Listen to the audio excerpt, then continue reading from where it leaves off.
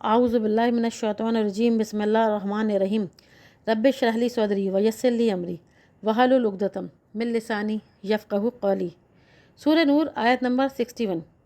अंधे पर, लंगड़े पर, बीमार पर और ख़ुद तुम पर कोई गुनाह नहीं कि तुम खाओ अपने घरों से, अपने बापों के घरों से या अपनी माँओं के घरों से, या अपने भाइयों के घरों से या अपनी बहनों के घरों से, या अपने चचाओं के घरों से या अपनी फूफियों के घरों से, या अपने मामूओं के घरों से या अपनी खालाओं के घरों से, या उनके घरों से जिनकी कुंजियों के तुम मालिक हो, या अपने दोस्तों के घरों से।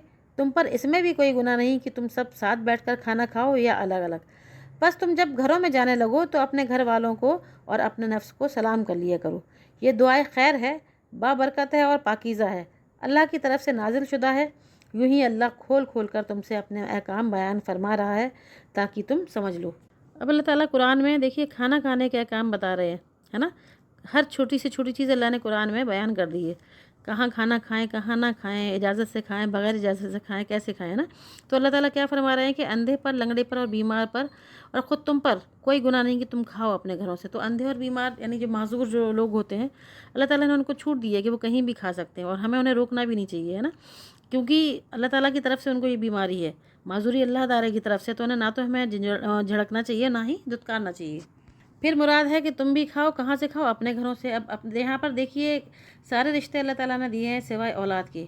तो अपना घर तो होता ही होता है ना, लेकिन औलाद का घर भी आपका अपना ही होता है। यानी आप अपने बेटे और बेटी दोनों के यहाँ से ही बिना इजाज़त खा सकते हैं। बहुत से घरों में देखते होंगे आपके बहुएं बिल्कुल घरों पर छा जाती हैं, भाई मैं जो है जितना दूंगी वही उतना ही खाना है ना। जबकि ऐसा नहीं है, आपकी औलाद का घर भी आपका ही घर है, तो वहाँ से भी आप बिना परमिशन के अपने जो है सहूलियत के हिसाब से खा सकते हैं, ठीक है।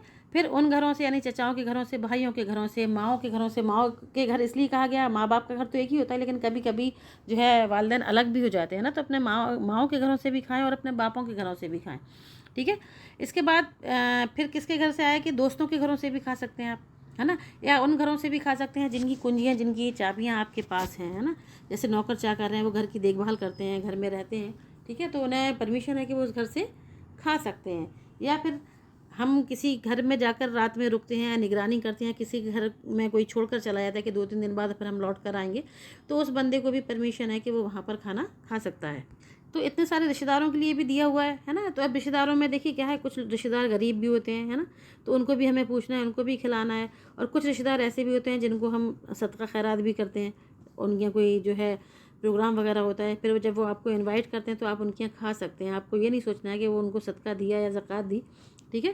क्योंकि इसकी पूरी एक हदीस है कि आप सल्लल्लाहु अलैहि वसल्लम एक बार अपने घर में आए और उन्होंने हज़रत बीबी आयशा से कहा कि मैं भूखा हूँ, मुझे खाना दें। तो उन्होंने हज़रत बीबी आयशा ने कहा कि घर में खाने के लिए कुछ भी नहीं है, बस बरीरा के यहाँ से जो है एक थोड़ा सा गोश्त आया था, वो बड़ा हुआ है, लेकिन वो सदक़े का था। तो आप सल्लल्लाहु अलैहि वसल्लम ने कहा कि वो उनके लिए सदका है, लेकिन हमारे लिए क्या है, हदिया है। यानी हम लोग इस तरह का खाना भी खा सकते हैं। अगर किसी को आपने ज़कात खैरात दी है तो उसके यहाँ जाकर आप खा सकते हैं। वो आपके लिए सदका नहीं होगा, आपके लिए क्या होगा, वो आपके लिए तोहफ़ा होगा। तो इसलिए अल्लाह ताला ने खोल खोल कर अपनी आयतें बयान की हैं कि हमें क्या करना चाहिए ऐसे काम में, ठीक है। इसी तरह से अपने औलाद से भी मुराद यही अल्लाह ताला ने कहा है कि आपका औलाद का घर आपका। जैसे आप सल्लल्लाहु अलैहि वसल्लम के पास एक सहाबी आए और उन्होंने कहा कि अल्लाह के रसूल जो है, मेरे बाप मुझसे आए दिन कुछ ना कुछ मांगते रहते हैं। तो अल्लाह के रसूल ने क्या कहा कि तू और तेरा माल दोनों तेरे बाप का है, ठीक है। तो जाहिर सी बात है, जब औलाद और औलाद का माल बाप का है तो उसका जो घर है वो भी उसके बाप का ही है।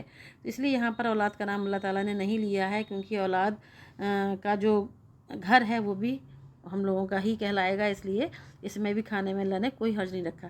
फिर क्या कहा कि साथ बैठकर खाओ या अलग अलग यानी इकट्ठा खाओ। तो उस टाइम अरब जो है अपने लोगों को साथ में बैठा के खाना खिलाते थे, है ना। कई लोगों को बाहर से, कई बाहर के भी लोग होते थे, कुछ घर के भी लोग होते थे। अल्लाह ने इसमें भी कहा कि इसमें भी आपको कोई गुनाह नहीं कि आप बैठा लो या ना बैठा लो, अलग अलग भी खा सकते हैं और साथ में भी खा सकते हैं, ठीक है। लेकिन घर वालों को क्या चाहिए कि सारा दिन में कम से कम एक वक्त खाना सारे लोग मिल के खाएँ, ठीक है। इससे क्या होता है, इससे एक तो मोहब्बत बढ़ती है, दूसरा अल्लाह ताला इस खाने में बरकत देता है। फिर अल्लाह ताला क्या फरमाते हैं कि जब घरों में जाओ तो अपने नफ्सों को सलाम करो, है ना। तो जो घर वाले हैं पहले तो उन्हें सलाम करिए। अगर घर में कोई नहीं है तो फिर क्या करना है, आपको खाली घर में ही सलाम करते हुए दाखिल होना है। और ख़ाली घर में सलाम करने का तरीका क्या है, अस्सलामु अलैना व अला इबादिल्लाहिस सालिहीन। अब सलाम का आगाज़ कहाँ से शुरू हुआ, سلام کا آغاز ہوا جب آدم علیہ السلام کو اللہ تعالیٰ نے ان میں روح پھونکی تو اللہ تعالیٰ نے آدم علیہ السلام کو حکم دیا کہ فرشتوں سے جا کر سلام کرے، یعنی سب سے پہلا جو نیک کام تھا وہ تھا سلام، جو آدم علیہ السلام سے کروایا گیا، ٹھیک ہے۔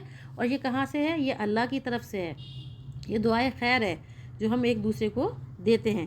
جب آپ دوسروں سے آپ سلام کریں گے تو ظاہر سی بات ہے وہ سلام کس کو لگ رہا ہے؟ آپ کو، پلٹ کر وہ آپ کو جواب دے گا، تو وہ دعائیں کس کو لگ رہی ہیں؟ آپ کو لگ رہی ہیں، ٹھیک ہے۔ سلام تو بہت پاک ہے، دعا ہے، مبارک ہے نا، بابرکت ہے، یہ ہمیں ریاکاری سے بچاتا ہے، ٹھیک ہے۔ یہ ہمارے خیر میں اضافہ کرتا ہے۔ جو لوگ سلام کرنے میں پہل کرتے ہیں نا ان کا دل جو ہے کبر سے پاک ہوتا ہے۔ سلام کیا کرتا ہے؟ تکبر کو دور کرتا ہے، ہمارے دل میں جو تکبر ہوتا ہے نا وہ انہیں دور کرتا ہے۔ اس لیے ہمیں ہمیشہ سلام کرنے میں پہل کرنا چاہیے، یہ نہیں دیکھنا چاہیے کون چھوٹا ہے کون بڑا ہے نا، سلام میں ہمیں ہمیشہ پہل کرنا چاہیے۔